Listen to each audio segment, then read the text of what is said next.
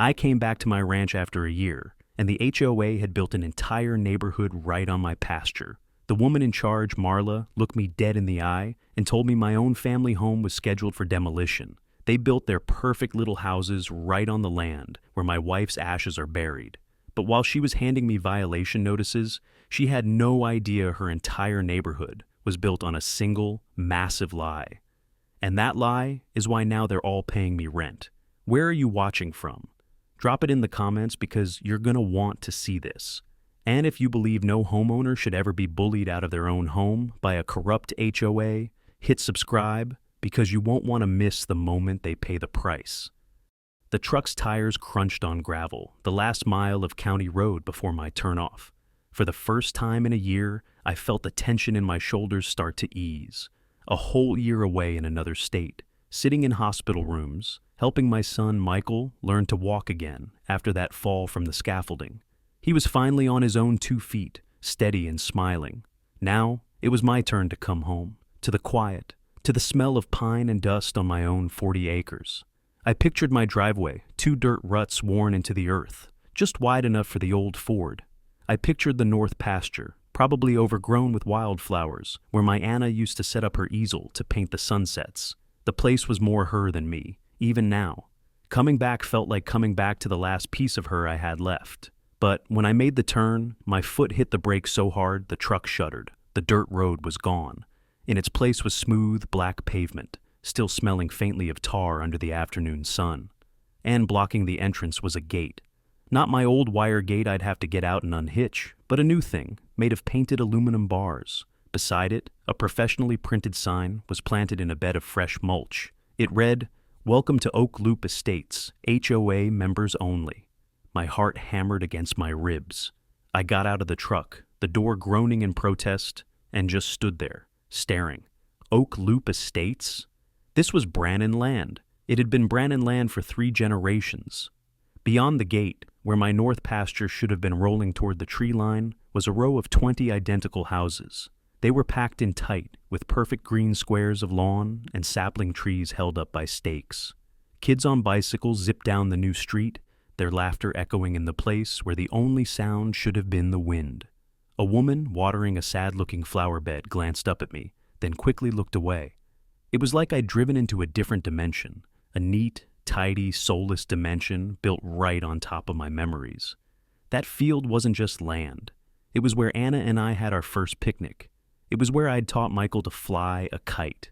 Every inch of it was soaked in a life they'd just paved over. Then I saw her. A woman with a clipboard and a posture as stiff as a 2x4 marched down the street toward me. She had that brittle blonde haircut that looked like it would crack if you touched it, and her smile was as fake as the plastic shutters on the houses behind her. "Can I help you, sir?" she asked, her voice dripping with artificial sweetness. She stopped a good 10 feet away, eyeing my dusty truck like it was a piece of garbage that had washed up on her pristine shore. "This is a private community for residents and their approved guests only." I felt a slow, cold burn start in my chest. I tried to keep my voice steady. "This is my property," I said, plain as I could. "I'm Jack Brannan. I own all 40 acres here." Her smile tightened. It didn't reach her eyes, which were scanning me from my worn work boots to my faded ball cap. "I think you must be confused," she said, her tone shifting from polite to condescending. "This is Oak Loop Estates. I'm Marla Keating, the HOA president." She said, "HOA president," like she was announcing she was Queen of England. She took a step closer, tapping her pen on her clipboard. "Perhaps you're looking for the old access road on the other side of the county line?" I shook my head, my patience fraying. This was beyond a simple mistake. I walked back to my truck, pulled the weathered leather folio from the glove box, and took out the deed. The paper was thick, the edges soft from years of handling. My grandfather's name was on it, then my father's, then mine. I held it out to her. "This says I own the entire parcel, from the county road to the creek. There's no Oak Loop Estates on here." She barely glanced at it, waving her hand dismissively, as if I'd tried to show her a child's drawing. "Any discrepancies will need to be appealed through the HOA Legal Review Board," she chirped, a line that sounded rehearsed. "You can submit a formal inquiry, and we'll review it at our next quarterly meeting." She was treating me like I was the one trespassing, Like my deed, my history meant nothing against her clipboard and her made-up authority. Anger, hot and pure, started to boil in my gut. While she was busy playing bureaucrat, a piece of paper fell from her clipboard and fluttered to the pavement. It was a violation notice, for me, for unauthorized entrance and non-resident vehicle parked in a restricted zone, my own driveway. Before I could say a word, she delivered the final blow. She looked past me, toward my old ranch house, barely visible through the trees.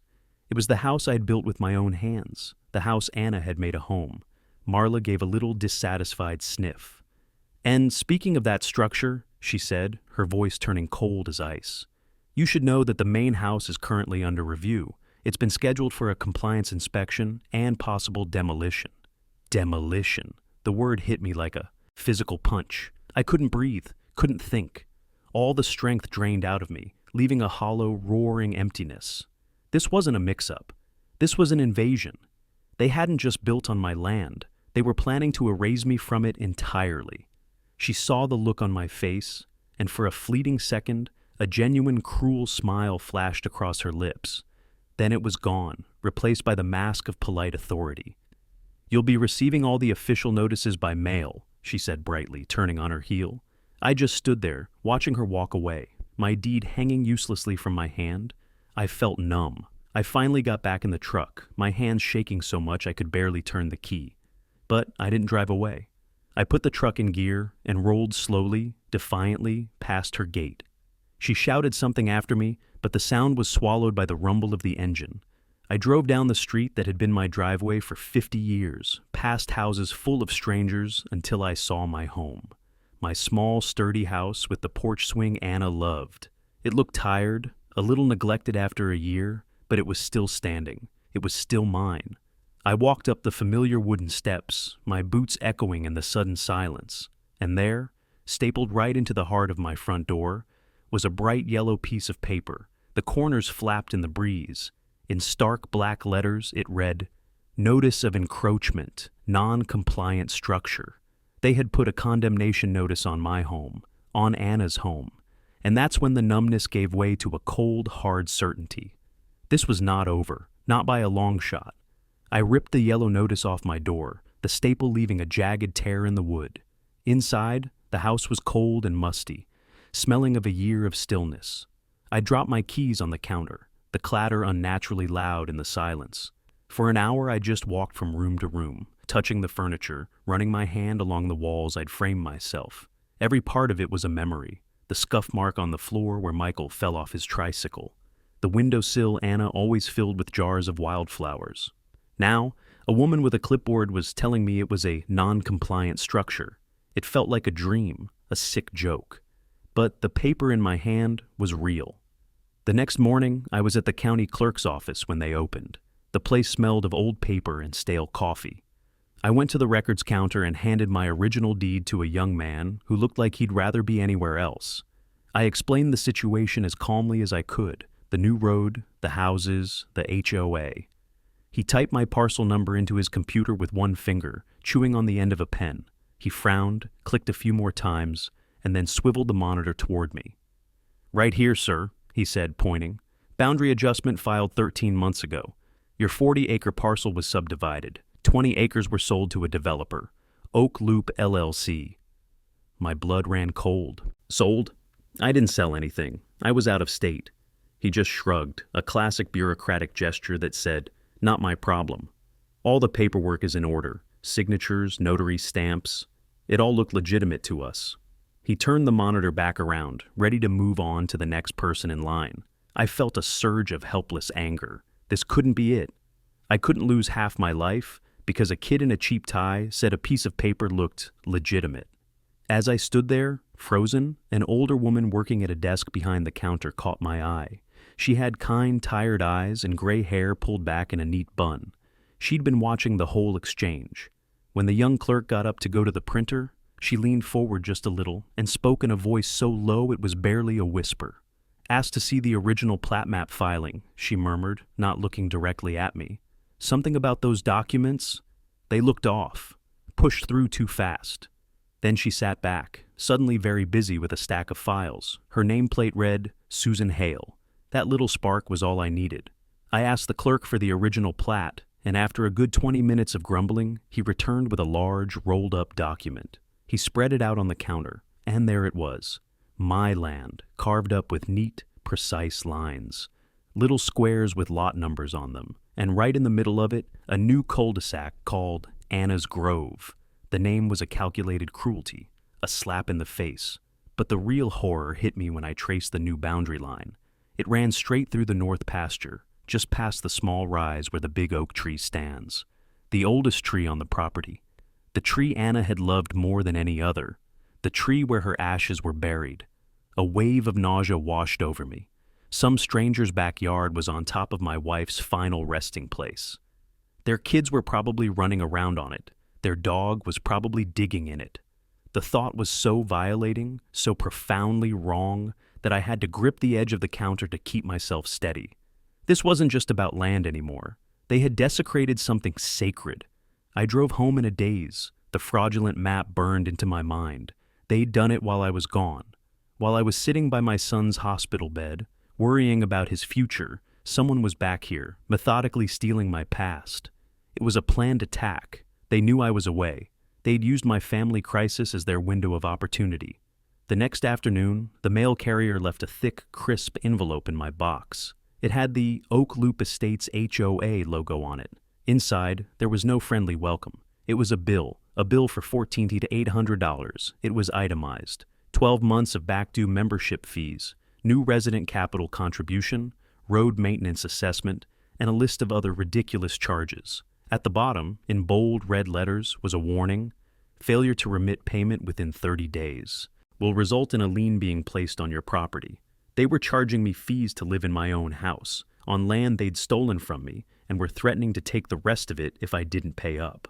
That evening, I sat on the porch swing, the one I'd built for Anna on our first anniversary. It creaked with a familiar rhythm. The sun was setting, casting long shadows across the yard. From here, I could just see the roofline of one of the new houses, peeking through the trees. I looked out toward the north pasture, toward the old oak, my land, my wife's oak tree, my whole life. Marla Keating and her developers thought they had won. They thought the old man in the dusty truck would just roll over, get buried in their fake paperwork, and give up. They thought they could scare me off with threats of demolition and liens. They had mistaken my quiet for weakness. They had mistaken my grief for surrender. I sat there for a long time, watching the stars come out, the anger in my chest slowly cooling, hardening into something else, something cold and solid and patient. This wasn't a mix-up. It was a land grab, a deliberate, calculated theft, and the people who did it were sleeping soundly just a few hundred yards away, on my property. I took a deep, slow breath, the night air sharp in my lungs.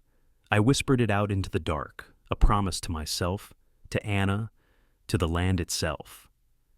This isn't over. Marla Keating's war wasn't fought with bulldozers, but with paper. The fines started arriving a week after the first notice.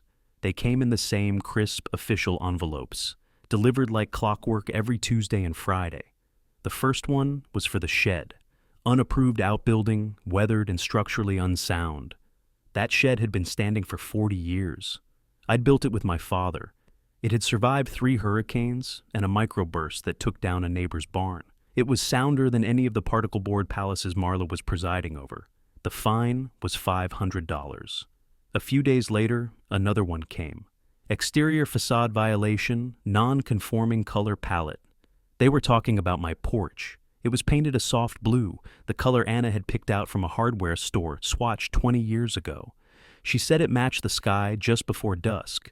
Apparently, it didn't match the HOA's approved shades of beige, grayish, or taupe. Another $500. Then came the notice about my chickens. 4 hens I kept for eggs. They were now non-compliant livestock in a residential zone. The most ridiculous was the letter declaring my old Ford F-150, the truck I'd driven for 15 years, was a commercial-grade vehicle and was therefore prohibited from being parked on community roads, which is what she called my driveway. They were fining me for parking my truck at my own house. The new homeowners were caught in the middle. I'd see them getting their mail or pulling their trash cans to the curb. Most would just stare at the ground, pretending not to see me. They were scared. Marla had clearly painted me as the enemy. I heard a couple of them talking one afternoon while I was fixing a loose board on my porch. They didn't see me sitting there. They called me the squatter. Said Marla told them I was a crazy old man trying to cause trouble and lower their property values. But not everyone bought it. One evening, a man about my son's age, Evan Shaw, was walking his dog. He slowed down as he passed my property line, and, when he was sure no one was watching, he gave me a quick, apologetic nod. "I'm sorry about all this, Mr. Brannon," he said, his voice low. "My wife and we had no idea. We just bought the house." I just nodded back. It wasn't his fault. He was a victim here too, just a different kind. The real battle wasn't with them. It was with Marla and her clipboard. Her primary soldier was a man named Tommy Griggs, the so-called compliance officer. He was a squirrely guy with a cheap polo shirt, bearing the HOA logo stretched tight over his gut. He carried himself like a sheriff's deputy, but he had the nervous eyes of a chihuahua. I found him one morning on my property, well past the new, imaginary boundary line they'd drawn. He was standing by my shed, snapping pictures with his phone. He didn't hear me walk up behind him. "That's far enough, son," I said, my voice quiet but firm. He jumped like he'd been shot, fumbling his phone. He puffed out his chest, trying to look official. "I'm conducting a compliance inspection, sir. This structure has been flagged for multiple violations." "You're trespassing," I said, not raising my voice. "This is my private property. The part you're standing on was never for sale and was never subdivided. I want you to delete those pictures and get off my land. Now." He started to bluster, spouting some nonsense about HOA covenants and community easements. I just stood there, arms crossed, and waited. I wasn't a big man, but I'd learned in the Army that you don't have to shout to be heard. His tough guy act melted under my stare. His face got pale, and he started backing away. "You're obstructing an official HOA investigation," he stammered. "This will be in my report." He practically ran back to the new pavement. It felt good for about 5 minutes. The next day there was another envelope. This one wasn't a fine. It was a formal warning for threatening and intimidating behavior toward an HOA official. Marla had twisted my quiet stand into an act of aggression. That was the moment I knew. I couldn't fight them with their own rules. They could invent new ones faster than I could read them. Trying to reason with them was like trying to reason with a flood. I had to go deeper. I had to find the foundation of their whole flimsy empire and kick it out from under them. So I started digging. Not with a shovel, but with paper. I pulled out my old footlocker from the attic, the one with all my Army engineering manuals. I spent nights at the kitchen table, surrounded by my original property deeds, old county surveyor maps I'd requested, and copies of the development plans I'd managed to get from the clerk's office. I worked with a magnifying glass and a surveyor's scale, cross-referencing every line, every number. My training was in building things, in knowing how a structure stands or falls.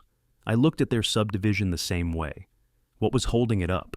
For weeks it was nothing. Their forged boundary adjustment was clean on the surface. But they had been arrogant. They had been in a hurry. Late one night, fueled by black coffee, I found it. It wasn't on the new maps. It was a footnote in my grandfather's original deed from 1952. A single, beautiful sentence that developers always hate to see. All mineral, access, and easement rights are retained by the grantor and their heirs in perpetuity, and are not extinguished by any subsequent survey or subdivision. In simple terms, they had built 20 houses on land they didn't fully own. They owned the dirt on top, but I still owned the right to everything underneath it, and more importantly, the legal right to access it. They had built an entire neighborhood on my unextinguished rights. A slow smile spread across my face for the first time in what felt like a year. They thought they had me trapped with their rules and their fines. They had no idea they were the ones in the cage. I was still working on how to best use the mineral rights bombshell when Marla launched her next attack. It was more personal, more dangerous. A notice appeared on my door, this one from the County Water Authority. It claimed an anonymous complaint had been filed regarding an unregistered, potentially contaminated well on my property. My well wasn't unregistered. It was grandfathered in decades before the county even had a water department. But that didn't matter. The notice said an inspector would be out in 48 hours, and if they found any issues, they had the authority to cap the well and shut off my water immediately. Without water, my house would be legally uninhabitable. She was trying to condemn my home through a back door. This was no longer just about fines or fences. This was an attempt to drive me out for good. The pressure was getting to be too much. The constant barrage of letters, the hostile glares from strangers living on my land, the sick feeling in my stomach every time I saw Marla's car cruise by my house. It was a war of 1,000 paper cuts, and I was bleeding out. That night, my son Michael called. His voice was full of worry. "Dad, I heard from Uncle Joe what's going on down there. Are you okay?" I tried to downplay it, tell him I had it under control, but he could hear the exhaustion in my voice. He'd always been able to read me, even over the phone. "Dad, just let it go," he said, his voice pleading. "It's not worth it. It's just land. You can come live with me and Sarah. We have the spare room all set up for you. Please, just sell what's left of the place and get out of there. It's not worth losing the house over this." The words hit me harder than any of Marla's notices. I knew he was saying it out of love, out of a desire to protect me, but it felt like a surrender. "It's just land." He didn't understand. It wasn't just land. It was the last physical piece of his mother. It was our history. But how could I explain that to him without sounding like a crazy old man clinging to ghosts? Hearing the defeat in my own son's voice, the man whose strength and recovery had kept me going for a year, nearly broke me. For the first time, I felt the crushing weight of hopelessness. Maybe he was right. Maybe I was just being a stubborn old fool. I tried one last time to fight them on their terms. I spent 2 days compiling all my documents, the original deed, the notice of encroachment, copies of the fines, the water threat, and I filed a formal complaint with the HOA board as their own bylaws required. I sent it by certified mail. I got a response a week later, not from Marla, but from a law firm in the city. It was a 10-page letter filled with so much legal jargon it made my head spin. It was a masterpiece of intimidation, a dense forest of threats and dismissals designed to make someone like me give up. They said my complaint was frivolous and without merit, that my deed was superseded by the new subdivision plat, and that my continued resistance would result in further legal action, for which I would be financially responsible. It was a checkmate. They had buried me in paper, just like they planned. That afternoon was my lowest point. The world felt gray and faded.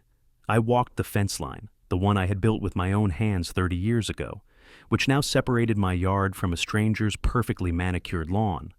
On the other side, a little girl with bright red pigtails was riding a tricycle on her patio, a patio built on land where I used to stack hay bales. She looked up, saw me watching, and gave me a shy, hesitant wave. I couldn't even manage to wave back. I just felt broken, empty. Michael was right. Marla had won. I turned to walk back to the house, ready to call my son and tell him I was done.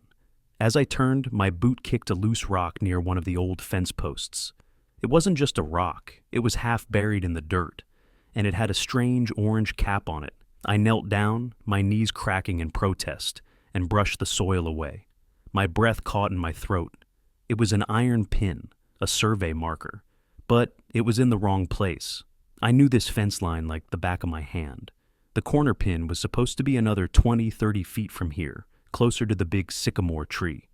I had helped my father dig the hole for that marker when I was a boy.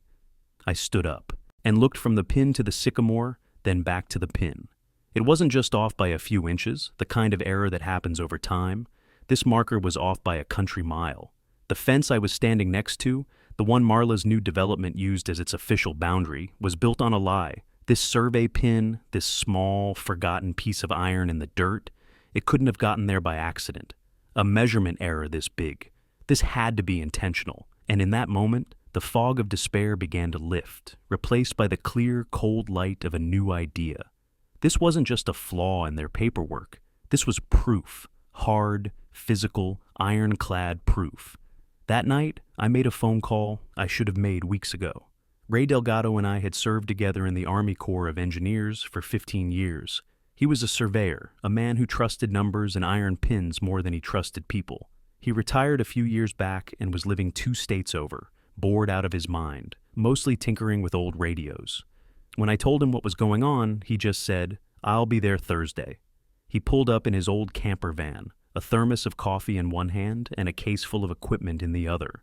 Ray wasn't a man for small talk. He just nodded at me, took a look around and said, "All right, Jack, show me the mess." I walked him to the back fence, to the marker I'd found. He knelt down, just like I had, and ran his fingers over the iron cap. He didn't say anything for a long time. Then he pulled out a GPS unit that looked like it could survive a direct hit from a mortar, and he started taking readings.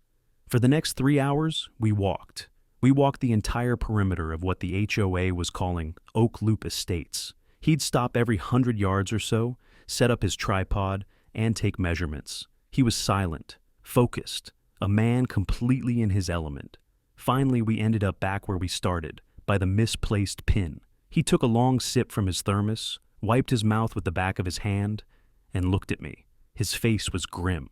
"It's worse than you thought," he said. I felt my stomach clench. "How bad?" Ray pointed with his thermos, first toward the row of new houses, then back toward my property. "Their map, the one they filed with the county, it's based on that pin right there. But the real original corner pin, the one your daddy and I drank a beer over 30 years ago, it's over there." He pointed a good 37 feet deeper into the new subdivision. He let that sink in for a moment. I checked it against the old county records and the geodetic survey benchmarks. There's no mistake. This pin, he kicked the marker with his boot, is fraudulent. Somebody planted it here. He looked me straight in the eye, and his voice was low and steady. He knew I needed it in plain language. "Jack, they didn't just build on your subdivided pasture. They built half this neighborhood on the 20 acres you were supposed to have left. That little girl's patio, that's about 15 feet inside your actual property line. Every single house on this side of the street is encroaching on your land." He had confirmed it. My gut feeling, the buried pin, the suffocating injustice. It was all real, and now it had a number, 37 feet. The next 2 days were a blur of focused action. With Ray's certified survey in hand, I didn't waste my time with the HOA or their lawyers. I went to a different kind of lawyer, a quiet old man downtown who specialized in real estate and title disputes. I didn't want to fight, I wanted a lockdown. We didn't file a lawsuit. We filed something much faster, much more powerful. First, a quiet title action, a legal move that basically asks a judge to clear up who owns what, officially challenging the fraudulent subdivision map. Second, and this was the masterstroke, we recorded a land lease demand. It was a simple, legal document. It stated that as the rightful owner of the land currently occupied by structures belonging to other parties, those parties were now considered tenants on my property. Effective immediately, every home sitting on my land owed me a mandatory monthly rent until the boundary dispute was resolved in court. We didn't send it to the HOA. We sent it directly to the 13 homeowners whose houses were now, legally, on my property. The shockwave hit 48 hours later. It started with a tentative knock on my door. It was Evan Shaw, the young father who had apologized to me weeks ago. He was holding my letter, his face pale with worry. "Mr. Brannon, is this for real?" he asked. I invited him in, and for the first time, one of the new residents crossed my threshold. I laid out Ray's survey on my kitchen table, next to the HOA's fraudulent plat map. I didn't use any fancy words. I just pointed. "This is the line they told you was the boundary, and this," I traced the true line with my finger, "is where it actually is. Your house is on my land. I'm sorry you were lied to, but the lie wasn't mine." Within the hour, 3 more of his neighbors were on my porch, all holding the same letter, all with the same scared, angry look in their eyes. The rumors Marla had spread about me being a crazy squatter evaporated in the face of Ray's hard numbers. I was no longer the villain. I was the man they'd all been lied to about. It didn't take long for the news to reach the Queen. Marla's car screeched to a halt in front of my house. She stormed up my walkway, 2 other board members trailing behind her like nervous little birds. She didn't even knock. "What is the meaning of this?" she shrieked, waving one of the rent notices in my face. "You are not allowed to contact homeowners directly. This is harassment. This is blackmail." I didn't raise my voice. I just held up Ray's certified survey, the official seal from the State Surveyor's Board gleaming under the porch light. "This is a legal survey of my property, Marla," I said calmly. "And this is a legal land lease demand for the tenants currently residing on it. You built your neighborhood on my land. That makes them my tenants until a judge says otherwise. I watched the color drain from her face. The smug confidence she always wore shattered, replaced by a flicker of pure panic. Her brittle authority was built on a foundation of lies and paperwork, and I had just shown her the one piece of paper that could bring it all crashing down. She sputtered, trying to find her footing, trying to regain control. This is illegal. We will have an emergency meeting, she declared, her voice cracking. Public, mandatory attendance. We will sort this out. Good, I thought. That's exactly what I want. The community clubhouse, a sterile beige building that smelled of new carpet and paint, was packed. People were standing along the walls and spilling out into the hallway. Every homeowner was there, their faces a mix of confusion, anger, and fear. My rent notices had done their job. The threat of having to pay a mortgage and a surprise rent payment had gotten everyone's attention. I saw dozens of phones held up, their little red recording lights glowing in the dim room. Ray sat next to me in the front row, calm as a stone, a leather portfolio resting on his lap. Marla Keating stood at a flimsy podium at the front, flanked by Tommy Griggs and the board treasurer, Linda Rourke, who was nervously shuffling a stack of papers.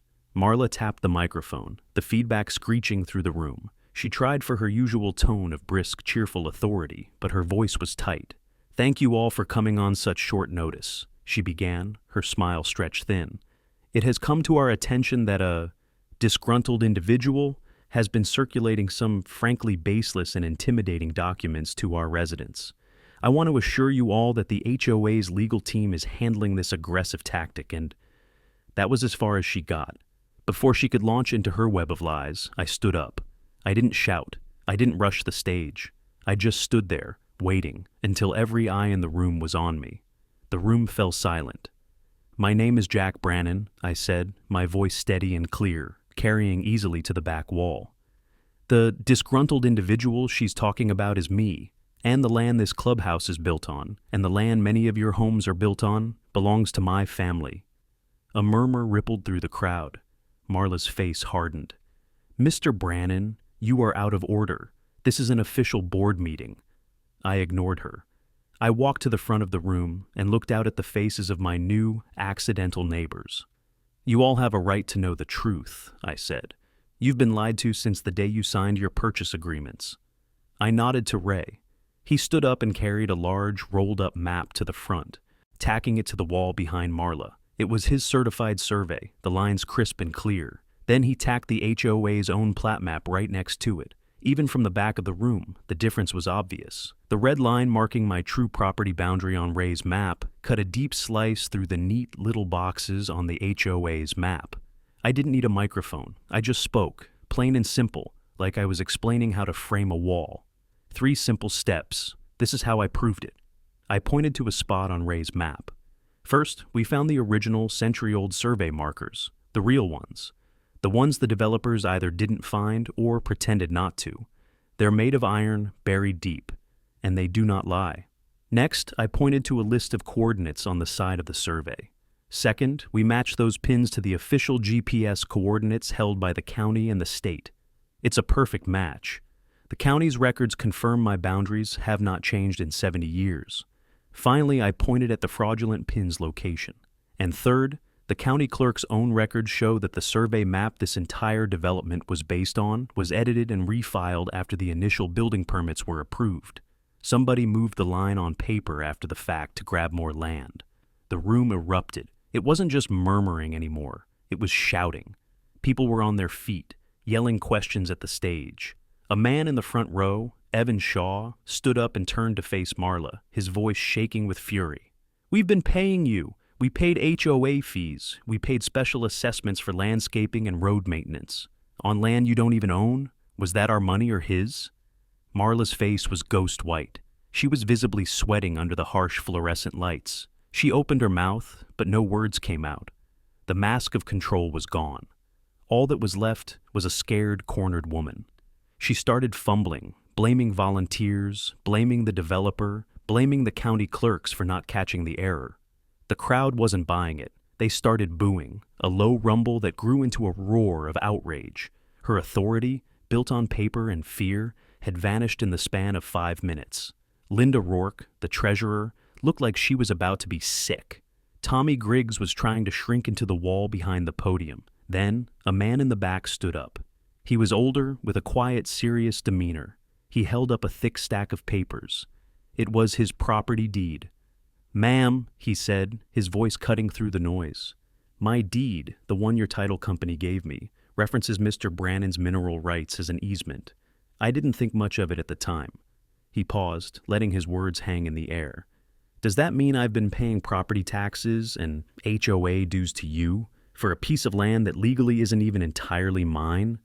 Marla just stared at him, her mouth opening and closing like a fish. She had no answer. The question was a bomb, and it had just detonated in the middle of her tidy, perfect world. The room flipped. It was no longer her against me. It was now everyone against her. That meeting broke Marla's power, but it didn't break her pride. For the next 2 weeks, she spiraled. Her campaign of paper cuts turned into a frenzy of desperate, sloppy attacks. She started spreading rumors that I had bribed the surveyor, that Ray's credentials were fake, that I had forged the documents myself. She even tried to file a restraining order against me, claiming I was a threat to the community.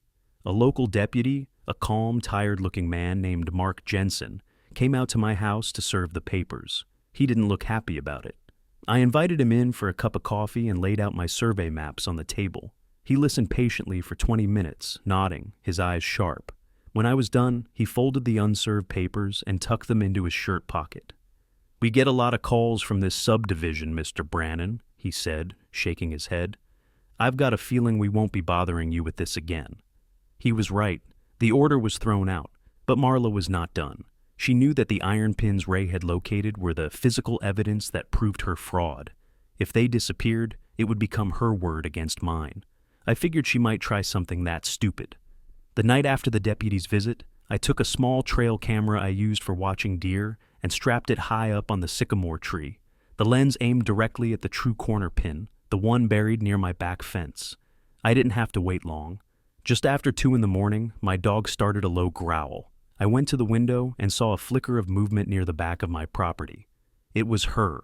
Marla Keating, dressed in dark clothes, was hunched over the survey marker with a shovel and a crowbar, trying to dig it out of the ground. She was grunting with effort, frantically hacking at the dirt, so consumed by her task, she didn't see the little red light blinking on the camera just a few feet above her head. She was trying to destroy the evidence. I didn't yell. I didn't go out there. I just picked up the phone and called the sheriff's office. I told them someone was trespassing and attempting to damage property markers. I made sure to mention that a report had been filed about this specific boundary just last week. Deputy Jensen was on shift. The arrival of his cruiser was quiet, no sirens, just the headlights cutting through the darkness. Marla was so focused she didn't notice until the spotlight hit her, freezing her like a panicked animal. Shovel in one hand, crowbar in the other, covered in mud. It was perfect. She was arrested for trespassing, vandalism of a survey monument, a felony in our state, and attempted tampering with evidence. The sight of her in handcuffs, her face a mask of shock and humiliation, was the final nail in the coffin of Oak Loop Estates HOA. The fallout was swift. With Marla facing criminal charges, the homeowners, led by Evan Shaw, hired a lawyer and filed a massive lawsuit against not just the HOA, but the developers who had hired the fraudulent surveyor in the first place. Faced with mounting legal fees and public disgrace, the entire HOA board resigned. The developers' lawyers called my lawyer. They wanted to make a deal, and they wanted to do it quickly and quietly. We sat down in a conference room that cost more per hour than my truck was worth. It didn't matter. I held all the cards. The settlement was simple, and it was on my terms. First, my original 40-acre property lines were to be immediately and officially restored on all county and state records. The fraudulent subdivision was void. Second, for the 13 homes that were undeniably built on my land, the homeowners would sign a formal land lease agreement. I didn't want to punish them, so I set the rent at $1 a year for 99 years. It wasn't about money, it was about the principle. They now had a legal document proving they lived on my land, protecting them from any future HOA and giving me final say. Third, the developer would pay a substantial sum to a community trust, managed by the homeowners themselves, to repay every dollar of illegal fees the HOA had ever collected from them. And finally, they would pay for the removal of the new road, the gate, and all the ridiculous signage, and for the restoration of my north pasture. Over the next few months, things started to change. The gate came down. The fancy Oak Loop Estates sign was hauled away. The new homeowners, no longer afraid of a clipboard bully, started acting like neighbors. Evan Shaw and a few other men helped me tear down the fence that had separated us. We shared beers and stories while we worked. Their kids started coming over to pet my dog and ask questions about the chickens. They were good people who had just been caught in a bad situation. One Saturday, a small group of them showed up at my door with shovels and bags of wildflower seeds. They wanted to help me start replanting the pasture. As we worked under the sun, digging and scattering seeds, I saw a couple of the kids run over to the big oak tree. Later that afternoon, when everyone had gone home and the quiet had settled back over the land, I walked over to the tree. Leaning against its ancient trunk was a small new sign, beautifully carved from a piece of oak. It read, "Brannan Ridge, in memory of Anna." One of the neighbors had made it. I ran my hand over the smooth letters, a lump forming in my throat. My land was whole again. My wife's memory was safe. Justice wasn't just about winning a fight. It was about restoring what was broken. And standing there, under the branches of her favorite tree, surrounded by a community that had found its way back to being neighbors, I finally felt like I was home.